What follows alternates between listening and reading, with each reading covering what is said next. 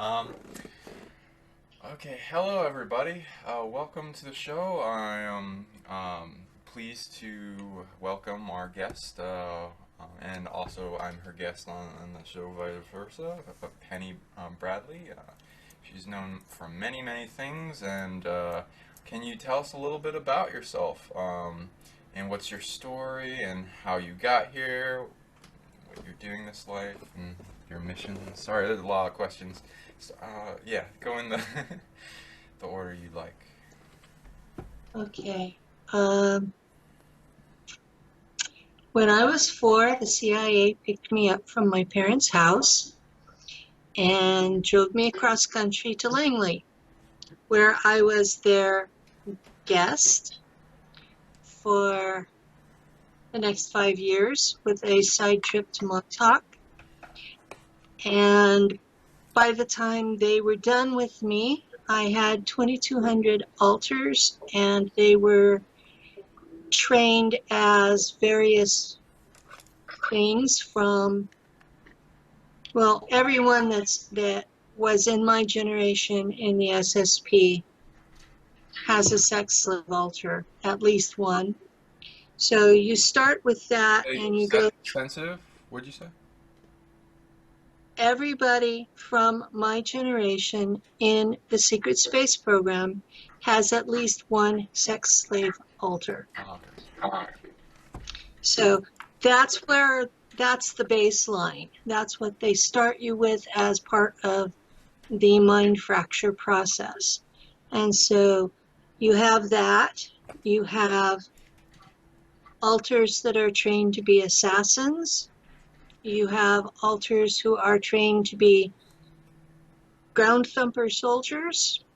You have alters who are trained for whatever specialty that they've decided you're equipped for. In my case, it was navigation with hyperspace drives. Hmm, very interesting. So, so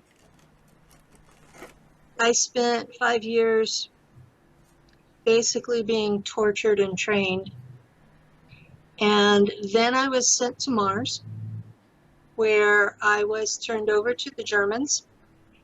And they put me in Schule for 10 years, which is their version of what we would call school. They teach things very differently than we do here on Earth. And the last year or so, I've been looking into what I was taught there versus what I was taught here, and then looking into, was what I was taught on Mars actually objectively factual? And I found that 90% of it was, and only about 40% of what I was taught in California schools was objectively factual. So I'm tending more to trust what I was taught there than what I was taught here. And once I'd gone through 10 years of Schule, because they wanted their people to be intelligent, then I was a fighter pilot for another 15 years. And the war on Mars ended in 1990 Earth time. And at that point, I was transferred to their military fleet, which they call Nacht Waffen. And I was a navigator there. Once I made that transfer, every altar that I have had serve in Nacht Waffen has been a navigator. The ones I've had serve in other factions have been other things. Okay. I have a lot of questions raising with that. Very interesting. So, for people that don't know, this is going into evidence that one can look up when one goes down the rabbit hole of the SSP in the secret space program, unacknowledged secret projects that are funded, that started up having fracturization of factions, gaining technology, reverse engineering it, and then making their own breakaway civilization, and under guise of not needing to share among the surface dweller, of us being in history compared to them not as informed, and the Nazis had so much going on in the beginning, and had a lot of the booms that came up in the factions that engage in a secret space program, and then they launched off, and some of them shared technology, but like a lot of them had to start off their own 2 feet, because each faction wanted their own form of supremacy or elevation into a way where they could multi-purpose reach goals in things such as under the guise of protection for the planet, the solar system, forming mining colonies, forming self-sustainability, forming break away from the drama, having their own belief systems into what's going on here and how things should be run in their own vote for what happens in Earth's future. So there's a lot to go into, but there's many things one can research going down this rabbit hole, and how they got this reverse engineered technology, and what ET groups they worked with, the Vril, the Nazi Bell, the New Schwabenland, the concepts of inner Earth, Antarctica, of bases, and the fleeing of the Nazi boats after World War II, and the whole mock thing that the Germans, when they broke off from the Nazis, and the Germans, their whole perpetuation of like, oh, the wars ended, and the Nazis essentially continued their war under the guise of secrecy, why we have continuation of our wartime flag, wartime. We never ended World War II with the Nazis. It was it just mostly went underground, or into space, or like things that were kept in the idea that U.S. somehow won, and that's okay if people want to believe that, if they want, but ultimately things meet up in evidence and factors that will come into their reality in the future, and there's a bunch of evidence that determines otherwise. But yeah, seeing if I can make a little bit of a thing for new viewers that don't have any idea what we're talking about, but yeah. So So how did you? What was like your timeline of awareness back into your memory and stuff? Was it like different than other people you see whistleblowing? Did you always have it? Like, how did that happen? I always had a trickle. Things that could, looking back on them, they were big red flags, but at the time they could each of them could be explained away. So my whole life it was this trickle. And I was having psi experiences the entire time, interaction with other dimensions, visitations from beings that were probably extraterrestrials, but at the time I didn't know what they were.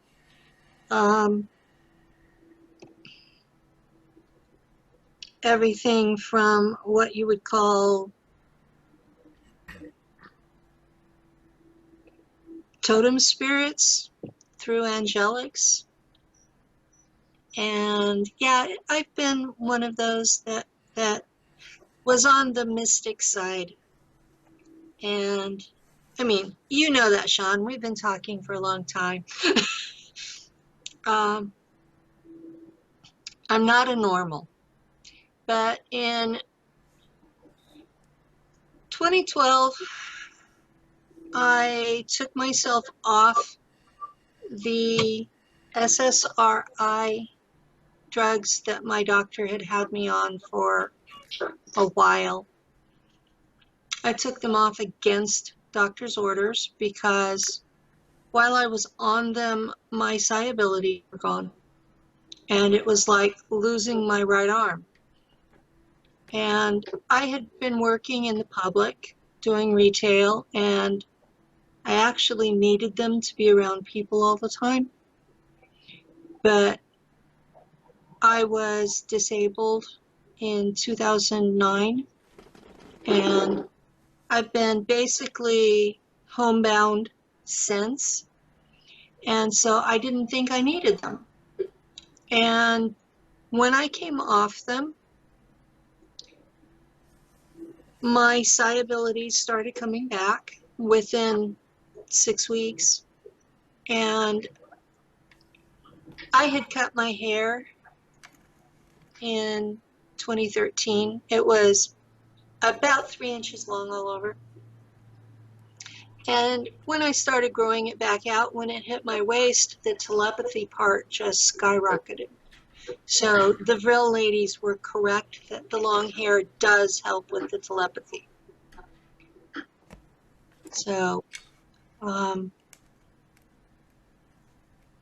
gee, what do I say next? This was what I thought we were going to talk about.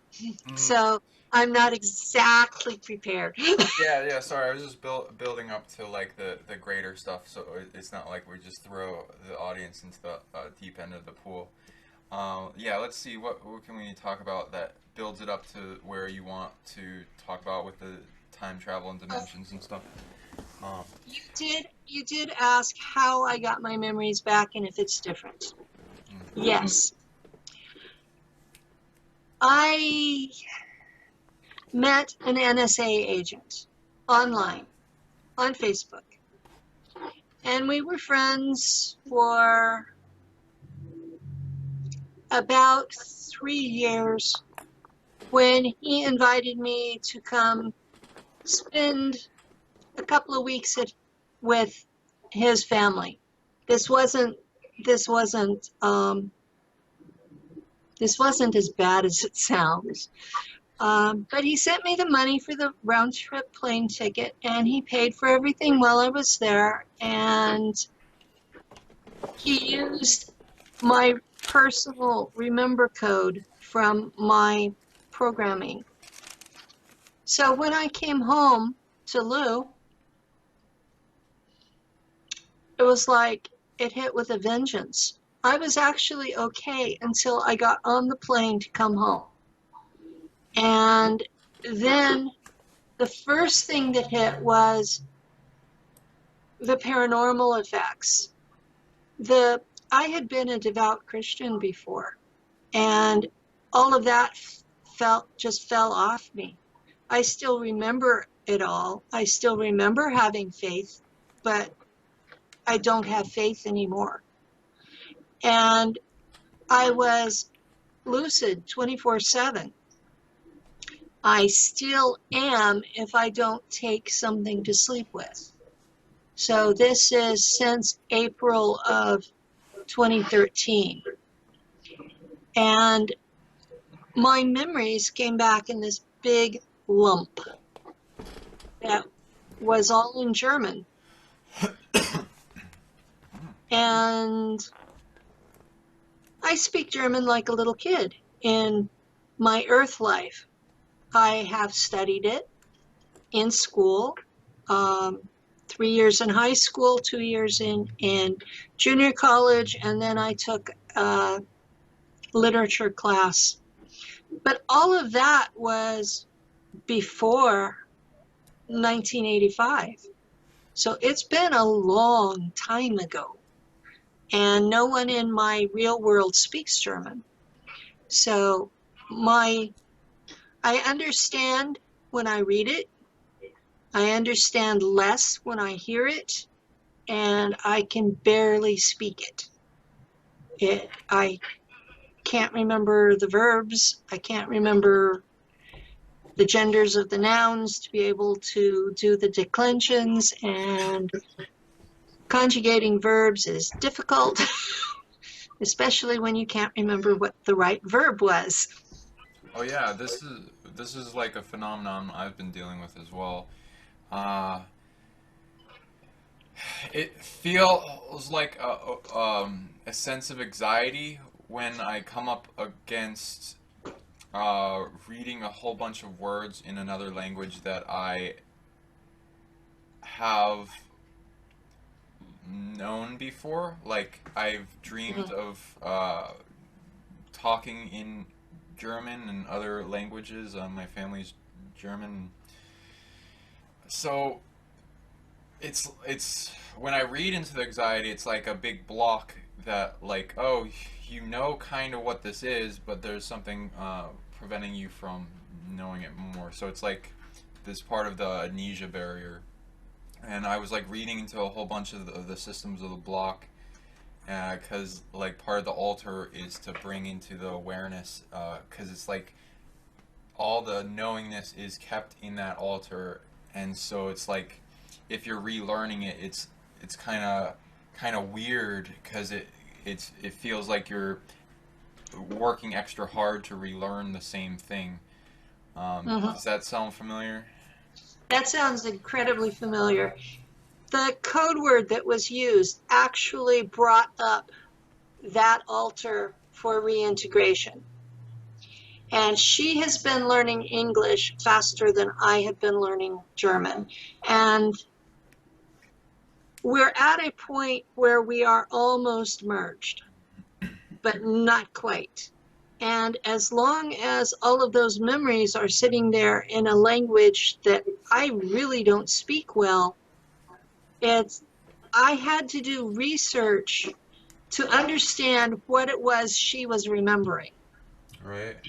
Because how much of So your timeline would change if you remembered German and then you were able to bring up all this memory and language? So a lot of things want to stop the block right there. I mean, keep that going. yeah, well, the here and now person, the one you're seeing on the screen, okay? Oh, I I I have spoken Portuguese, California Spanish, French, and German, but all before 1980. And I had a stroke in labor in 1984. So I had to actually relearn to speak English at that point. So I tend to use a more simplistic form of English because of that stroke. I understand all the big words, but I tend to not use them. So, yeah, I'm understanding what you're saying completely. But if I suddenly just stop, it's because I still have aphasia from that stroke. yeah. So, And there seems to also be this thing where some people have it, some people don't. It's a language. It's kind of like language barriers, but like where a language that a person, if anyone sees this as familiar, um, they've learned a language and they suddenly start forgetting that whole language they've learned, and it like reverberates back, and it kind of like something really doesn't want them to cross those boundaries, and that's part of the blockage and amnesia barrier. Like if because there's parts of the brain is so interesting, but it's kind of like what can be lit up at any given time can be shut down, and once that's shut down, because it's like a branching tree of memory that like branch off each other in a whole language. Um, like if you've I'm kind of trying to use metaphor. If you're in a dream and you're speaking in a whole nother language, all that knowingness is just like instant, and it's like, oh well, of course I know this language. And as soon as you fade out of that, it like it kind of like goes away, and it's like, what? Why is what? I just did Yes, this. yes, yes, yes, yes. So That's exactly what it's like. Yes. it's weird, but apparently this is like a big blockage that things really want to put a lot of force into stopping, which could lead to, if somebody remembers all their altars, it would change the timeline quite dramatically, and be able to speak all that. But there's people that have been able to bust through that barrier, so, and people that wake up with sudden savant syndrome, and they are able to speak an entirely different language, whether it be from a past life or something interacting with this life, kind of stuff. Yeah. I've been working on relearning the German, and I've been reading it to relearn it. I would probably relearn it a lot faster if I had someone local here and now that spoke it, but I don't. So, since I don't use it in an everyday form, my theory is that if they picked me up, dropped me off in Germany or Austria or Switzerland in the German-speaking areas, that would, by the end of 3 months, I would be speaking like a native. But in the meantime, this stuff is sitting there, and I've managed to work out the stuff, the memories from this pile that were in simple German. The parts that were in technical German are still sitting there waiting to be weeded through. So that's why I can't explain how to build the machines, how to build the drive. I can tell you, well, this drive has this effect, like the drive they're calling the EM drive. We called it a copper microwave drive. And the effects are, in an atmosphere, it builds this beautiful teardrop-shaped field. And if you're inside that field, it's safe to create a portal. If you're outside that field, the portal will suck the atmosphere off the planet. So those are the kinds of things I remember. But I can't tell you how to build it. So, strange things. What is some of your awareness on how altars work, with how with what you remember? I have reintegrated 30 altars out of 2,200. And I have used Native American shamanic soul retrieval technique to do this. And then sat Jungian shadow work style beside the other altar as we slowly merged together. And the hard part of that is making sure that the here and now penny stays dominant. Some of these have been very strong altars that if I had not struggled, they would have become penny. The particular altar that was on Mars was that strong. And she would have been sitting here speaking German to you. And she was very Teutonic and liked to toy with people. And in the group, there are days when she pops out and I will find somebody that's just being an ass. And she will sit there and pick at them, sometimes for hours on end, just pick at that person. And then Penny will be back, and her name there was Lieutenant Penelope Valkyrien. And when the lieutenant is out, the rest of the admins in the group sit there and laugh because they know she's going to torment someone. and usually it's the one being the biggest ass of the day. So Tomas is our founder, and he will come and just occasionally toss something in just to keep her going. So, what do you know about the expansion of the different factions of the Nazi secret space program and how it's expanded past the planet? Okay, I can tell you from the German point of view, because this was something they taught in Schule. They discussed there being almost 3,000 years of persecution of the German tribes by authorities based in Rome.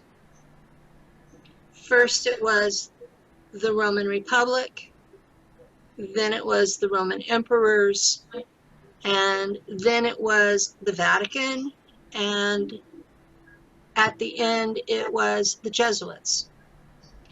That this entire, at least 2,500 years, that the German people were being consistently persecuted, and at times there were actual genocides aimed at them. And so when they were offered the opportunity for the technology to leave, the aristocracy accepted.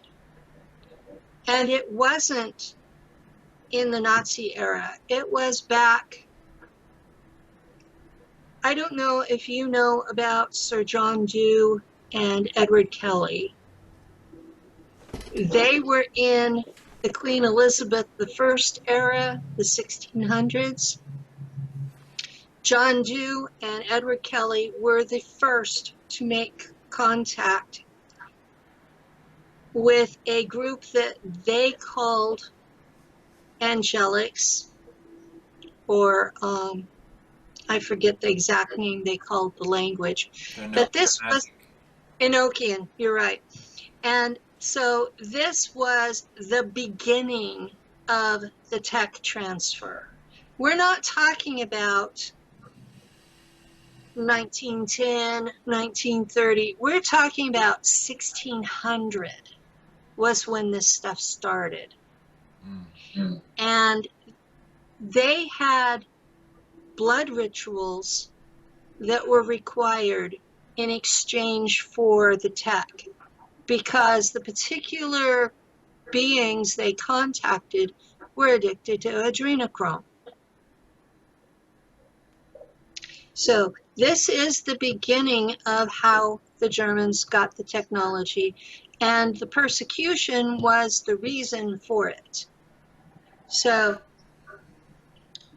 John Dee and Edward Kelly got in trouble with Queen Elizabeth, and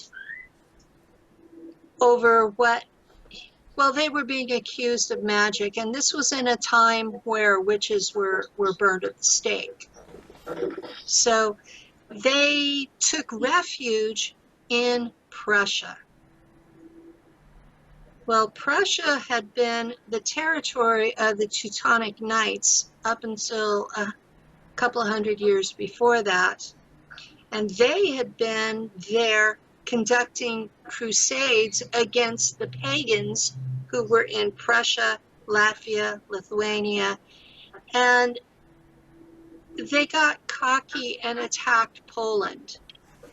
And the King of Poland and his army basically wiped them out, and they stopped being a military order after that. But they had basically created the blueprint of Prussia as the dominating force of Germany. So where did John Dee and Edward Kelly go?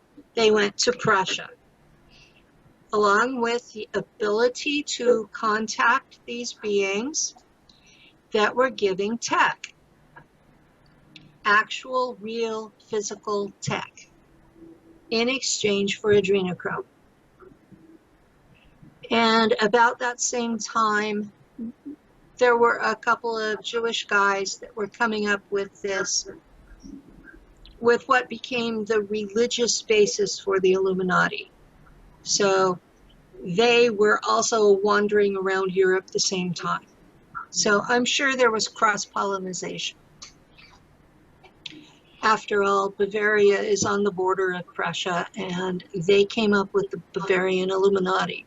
So you've got neighbors doing similar things.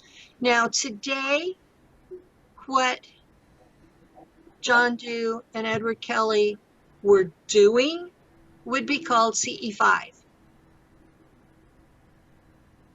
But in that time, they were summoning angels and writing down what they were told.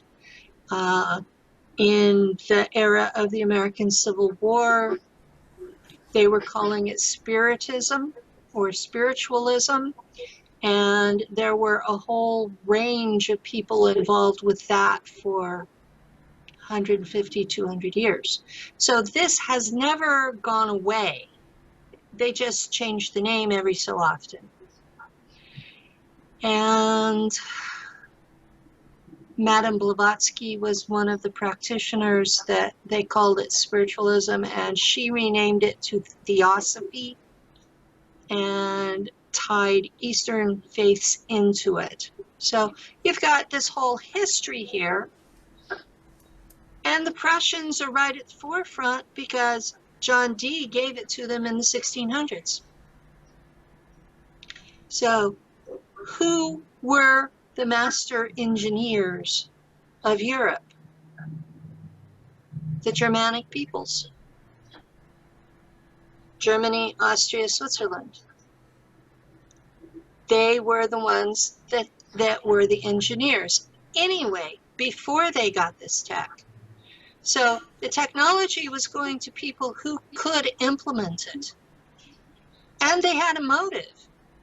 Because during that same time, well, just before that, between the time the Teutonic Knights were wiped out and the time that John Dee showed up, the Inquisition had gone through. The Jesuits had gone through all of Germany's, and I say it that way because they were independent kingdoms, but the Inquisition had gone through the entire region and were wiping out anyone that they called a witch. And there would be entire regions that had no population at all. And they were killing off the women in the places that they left people. There would be entire regions, little countries, little valleys, that there were no women, and most of the men were also dead by the time the Inquisition got done. And if that's not a genocide, I don't know what you would call it. So then they get to the point where they had the Kaisers coming out of Prussia, and they wanted to unify all the German-speaking countries. Now, yeah, they had a big ego, and they were little emperor types. That's why they called themselves Kaiser, because it was for Caesar. And so they were trying to unite all of the Germanic tribes, but what they said in Mars was that it was because if they were united, the Jesuits couldn't keep trying to kill them. So then we get to the end of the Kaiser period and World War I, where they were still working on uniting all the Germans. Well, at the end of World War I, the treaty was so bad, and the government had been eliminated, and they were given this liberal democracy that the Weimar Republic, who had no clue what they were doing, and the bankers at the same time were printing more money than was even remotely reasonable, And so all the people who were on pensions, you know, the widows, the veterans, those people, they were on these limited incomes that suddenly were nothing because the money was being printed faster than it could possibly adapt. And so you had a large proportion of the old, the sick, and the weak who were literally starving to death. This was becoming a genocide after World War II. I mean, after World War I. And the aristocracy was who was in the Tula Gesellschaft, the Tula Society, and their women were in the Vril Society, Vril Gesellschaft. And they found this guy that they thought would be a good puppet for them. And they created the Nazi Party as a vehicle to put him in power. But the Nazis were never actually in charge. The Tula Society was. The aristocracy was. The aristocracy brought down the Weimar Republic because it was killing the people. Well, the basics that were going on was the treaty was not allowing certain industries, so the people had no jobs. The first thing that Hitler actually did was he restored the railroad industry, and with it the iron and coal industries, and traded those for commodities instead of money, because no one was allowed to give Germany money. And he came up with his own currency that was based on hours of work instead of on gold. So it bypassed the bankers. And both ideas were absolutely genius. And he literally saved people who were being starved to death. And after that, it didn't matter what he did, they would have followed him into hell and back. And they did. When you see that going on, when you see people around you dying because there's no work, there's no food, the money's worthless, and this crackpot shows up and actually fixes the problems. That's why he got the response that he did. Now, we're watching similar issues in America where there is work, but it's so low paying that people are having to have 2 or 3 jobs to cover bills. You can't afford to have kids. In my state, we've got a tremendous problem with homelessness. And most of those people are dead in the first year they're homeless. So we're looking at similar problems in America. Well, Hitler decided to make an enemy of the ethnic group that were the bankers, which were the Jews. He externalized the problem. And so all of the people took all their frustration and aimed them at the bankers and their people. Now, this was wrong. But at the same time, we're watching the American government now is doing the same thing to the Mexican immigrants who they are blaming the criminal activities on. They're blaming the lack of jobs because these foreigners are coming and taking them. So it's exactly the same process. Now, I'm not seeing any of the immigrants actually being murdered in the streets or in these camps yet, but give them time. We've got half of our population screaming this is wrong is probably the only reason that it's not happened yet.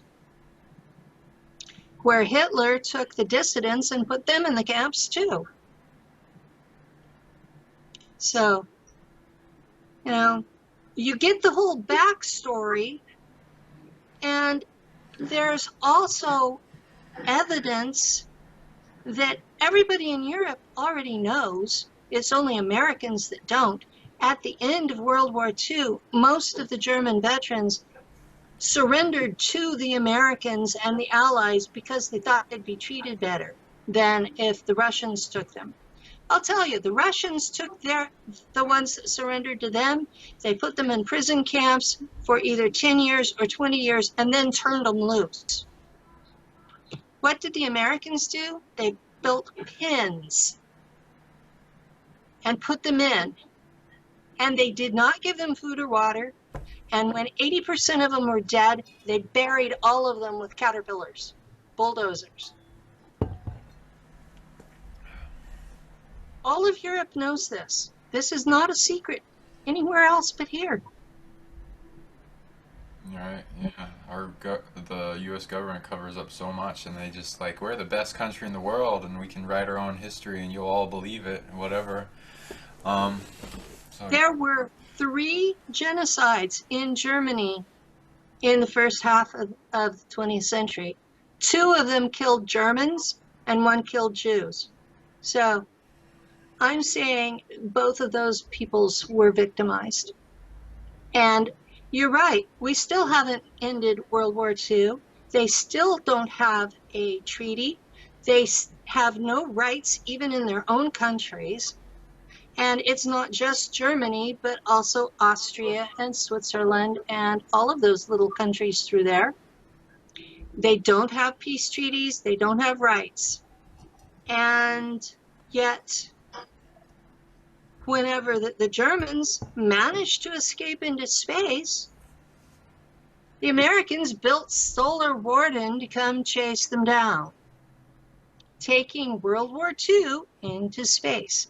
All the Germans wanted was to be free.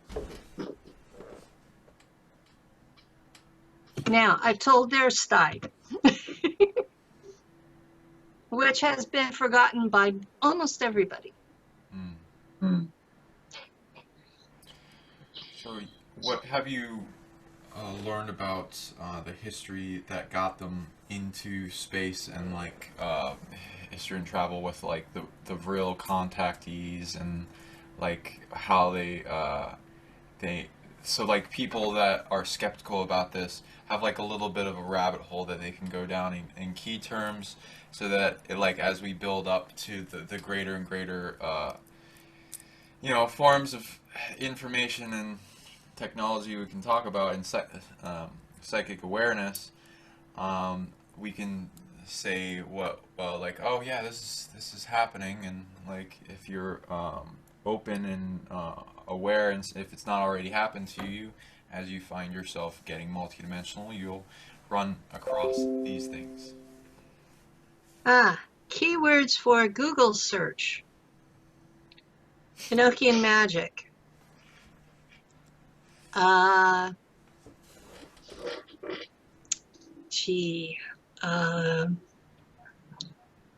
The races that I know they contacted right away, they got the Aldebaran, who did talk to the Vril ladies.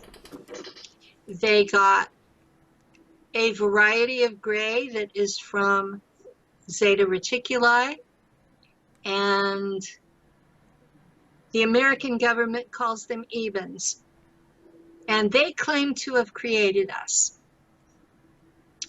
They got, well, later on they got Draco, but a lot of things claim to have created us, right?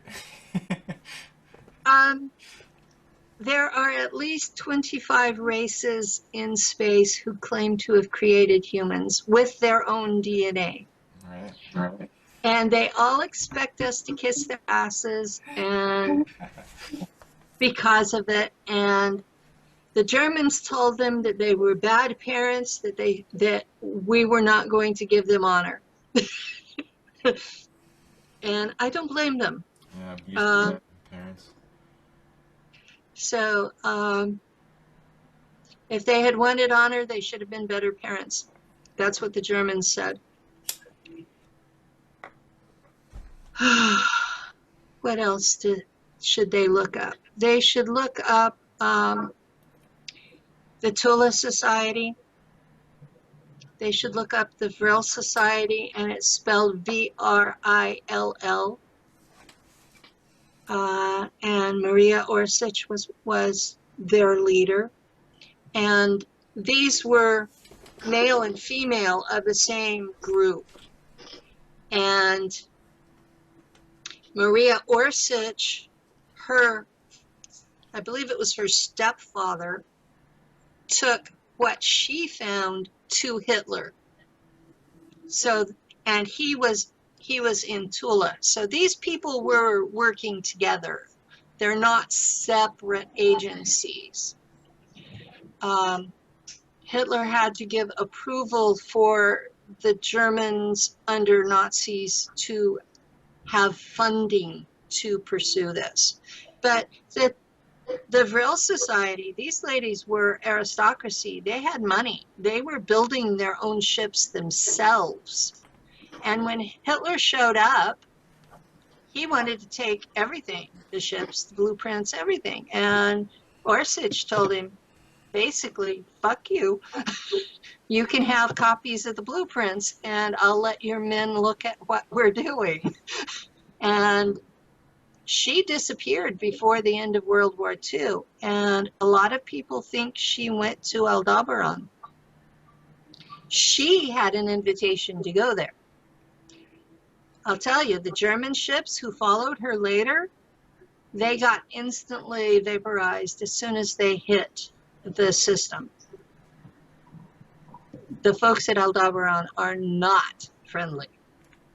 What do you know about Aldebarans?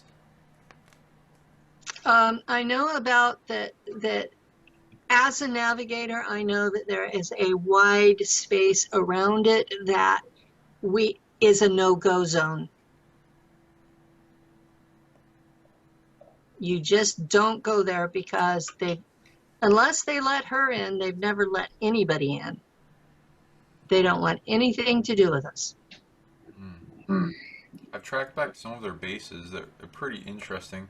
The ones, because I visited Germany a bit, there are a few like deep underground, like under like big access points of energy stargates, and some that were previous in history in like big points for the Nazi Party, but it seemed a lot of things have changed, and wars that were underground that like tried to move in and step on their process, so they've been like moving around to more secret locations now on Earth as well as in the solar system, from what I've able to tell. But they pretty much have like a foothold on every planet that I can see, interestingly. But yeah, I think they're like, because they're a greater chess move of what they're monitoring. Yeah, go ahead. Oh, I'm fascinated. I had not even considered remote viewing them because I have this thing that they are so dangerous. I want nothing to do with them. I don't want them to even know I'm here. Oh yeah? I've had contact with races that know me from space. There was a group of mantids that were not part of the Empire, but a separate race, that they had had a battle and their homeworld had been destroyed. And they contacted me to make contact with Das Bundes. That's what the breakaway culture calls itself, the Federation in English. And they made it really clear when they contacted me that they considered they were summoning a demon. And I was like, I didn't think I was that bad. It was war. I wasn't, when I'm not at war, I'm not dangerous. Well, not actively dangerous. I guess potentially dangerous is a better description.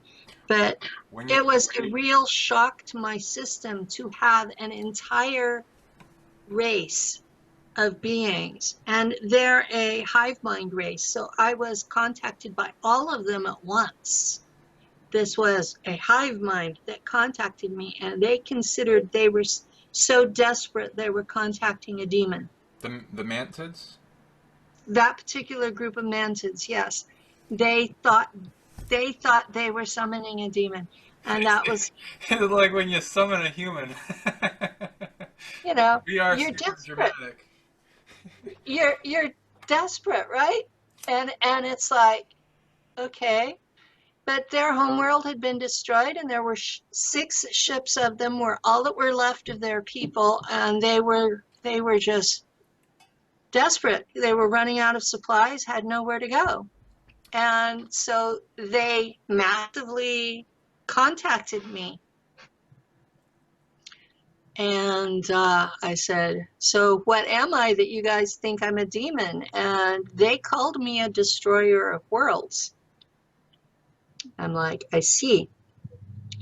I've had that. So Don't worry about it. It's just a title from like experience. It's not like well, it's the whole spectrum of your universe, and like because every human is like a angel, a demon, one. Because we're we're balancing the expression of the whole multiverse, and each of our bodies as a whole universe, and it's like the best of the best have to be here because of what it takes to be here and survive, and not want to just kill yourself because of the amount of waves of trauma that are building up in like fracture of each life, and the culmination of karma being reflected in every moment, and like it being like nothing to us because we're born into it. We don't have compare and contrast, while other species that are super empathic and like lighting light and love and all that can't step foot here without getting a heart attack or heart palpitations. So, yeah. demon as in you're extremely resilient. Some demons are afraid of us for sure. Yeah, I agree. But so many of the folks that I know here on Earth would have considered the mantids to be demons, and yet they thought I was bad. Right. So, the irony of it and the sheer shock value of that's what they thought of me. But I did manage to get a hold of Das Bundes, and I passed on what I translated as a request for a new home world.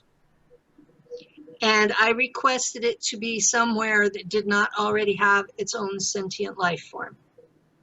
And they found them a world. It was a little bit small for them, but compared to what their home world had been. But it was a jungle planet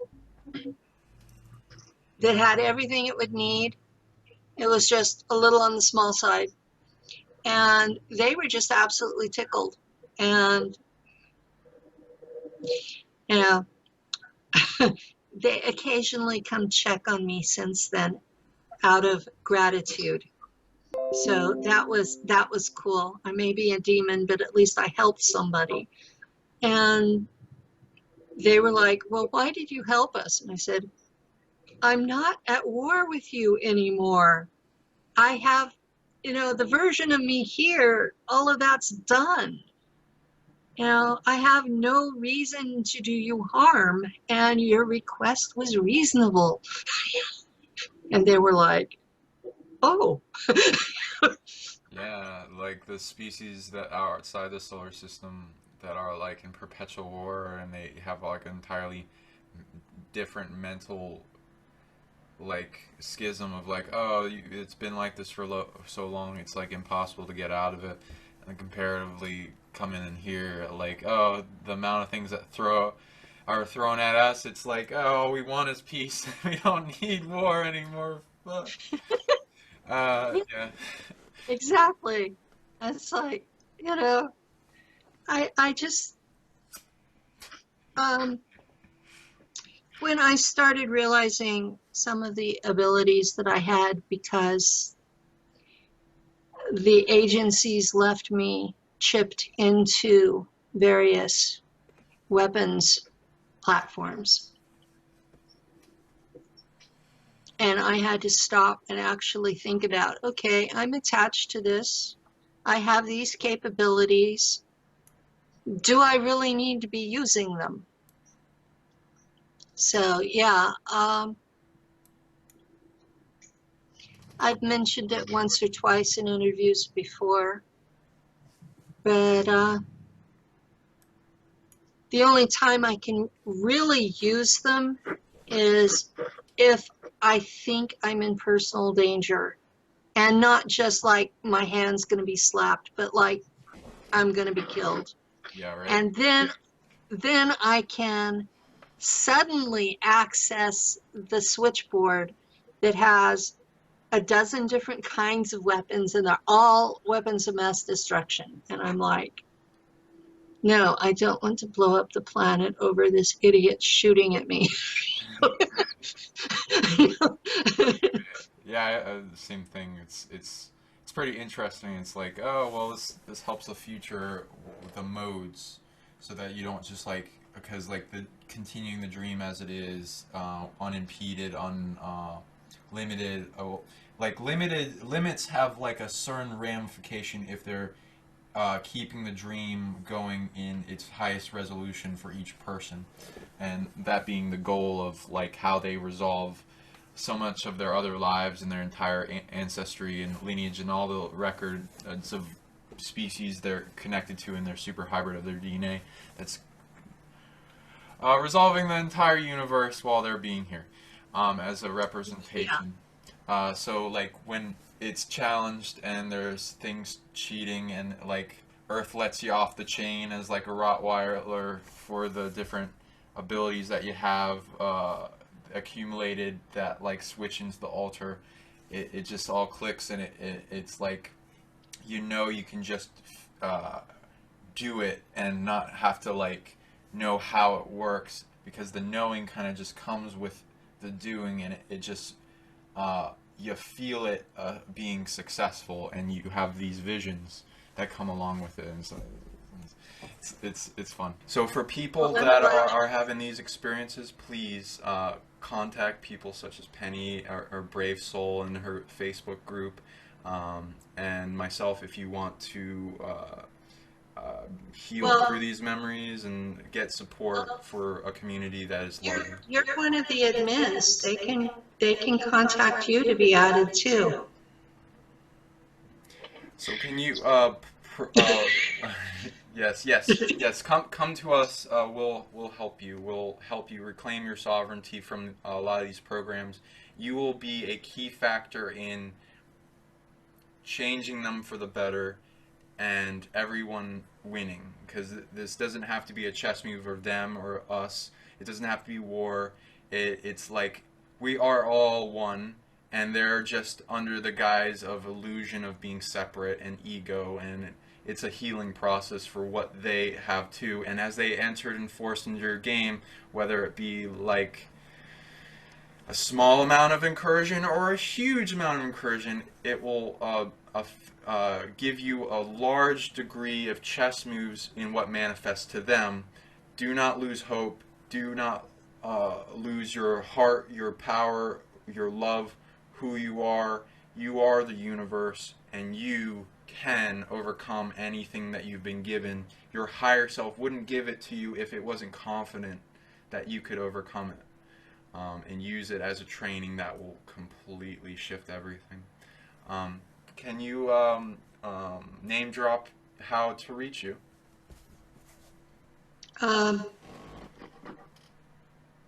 Penny Bradley on Facebook, Space Portals with an S .net. And my YouTube is Pennywinkle B. I'm trying to get it changed to Nacht Waffen Pilot, but YouTube has not been cooperating so far. Me neither. Okay. And what do you do on space portals? I'm the front-end admin, the one that talks to everybody. That's also where I do my counseling, and I do give discounted rates for low-income people, and I'm charging now because people didn't take my time seriously. So you can also join the Secret Space Program group on Facebook. Well, it's by invitation only these days. Yes. Because we were getting a lot of people who thought it was a game.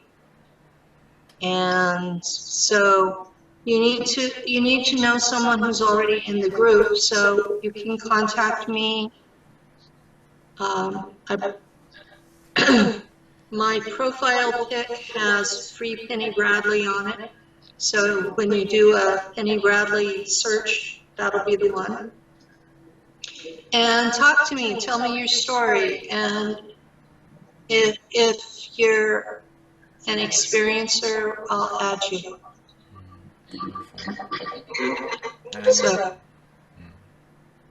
or if you're a family member of an experiencer, because we know that no person is alone in the world, and I've added my partner and my youngest son and his wife to the group, because your family needs to know the realities too.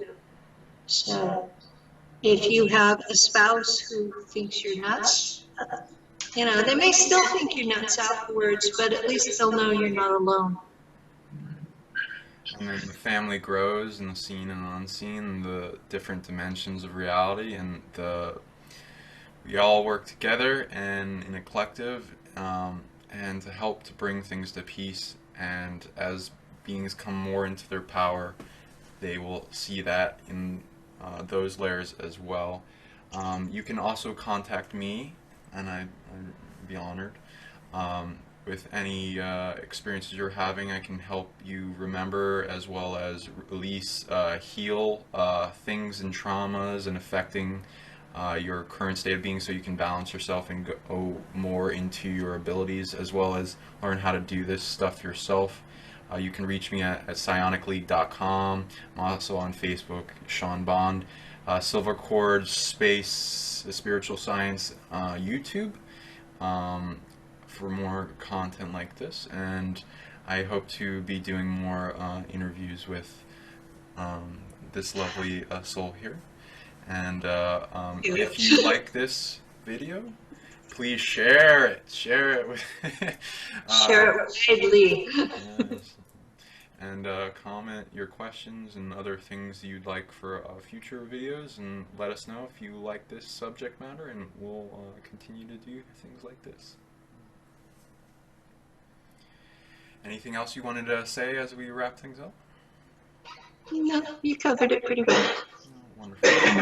Thank you all so very much, and for all your bravery, and I love you all, and let us all come to a remedy for all this aspect of the universe as we become aware of every person's perspective and how to empower what we've been given. Thank you. Have a wonderful day.